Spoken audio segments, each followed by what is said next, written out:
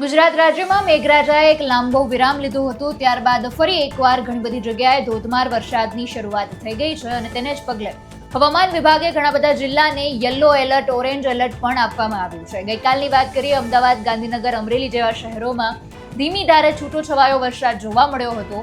પણ અત્યારે હવે આપણે વાત કરીએ કે ફરી એકવાર ઘણી બધી જગ્યાએ જે એલર્ટ આપવામાં આવ્યા છે તે અંગે તેને લઈને ફરીથી ધોધમાર વરસાદની શરૂઆત થઈ ગઈ છે. વિગતે ચર્ચા કરીએ ગુજરાતમાં કેટલા જિલ્લામાં છેલ્લા 24 કલાકમાં કેટલો વરસાદ પડ્યો છે અને શું પરિસ્થિતિ છે.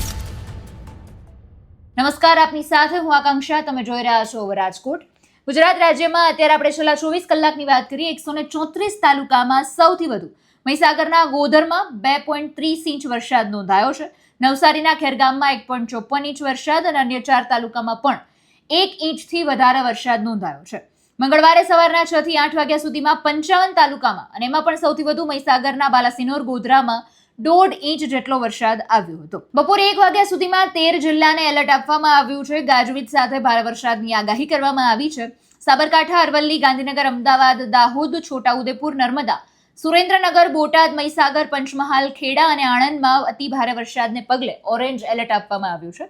કેટલાક વિસ્તારમાં ગાજવીજ સાથે વરસાદ અને સાથે જ 41 કિલોમીટર પ્રતિ કલાકની ઝડપે પવનના ઝાપટા પણ ફૂંકાવાની પરિસ્થિતિ ઊભી થઈ શકે તેમ છે. જામનગર, રાજકોટ, જૂનાગઢ, મોરબી, કચ્છ, બનાસકાંઠા, પાટણ, મહેસાણા, અમરેલી, ગીર સોમનાથ, ભાવનગર, ભરૂચ, વડોદરા, સુરત, તાપી, નવસારી, ડાંગ, વલસાડ સહિતના જિલ્લામાં યલો એલર્ટ સાથે હળવા વરસાદની શક્યતા છે. અત્યારે આપણે અમદાવાદ શહેરમાં વાત કરીએ, વહેલી સવારે જ 2 કલાકમાં ગાજવીજ સાથે ભારે વરસાદ જોવા મળ્યો. 1 ઇંચ આસપાસ વરસાદ નોંધાઈ ચૂક્યો છે. ખાસ કરીને પૂર્વ વિસ્તારના કઠવાડા, નિકોલ, ઓઢવ અને હંસપુરમાં વરસાદનું જોર વધારે હતું.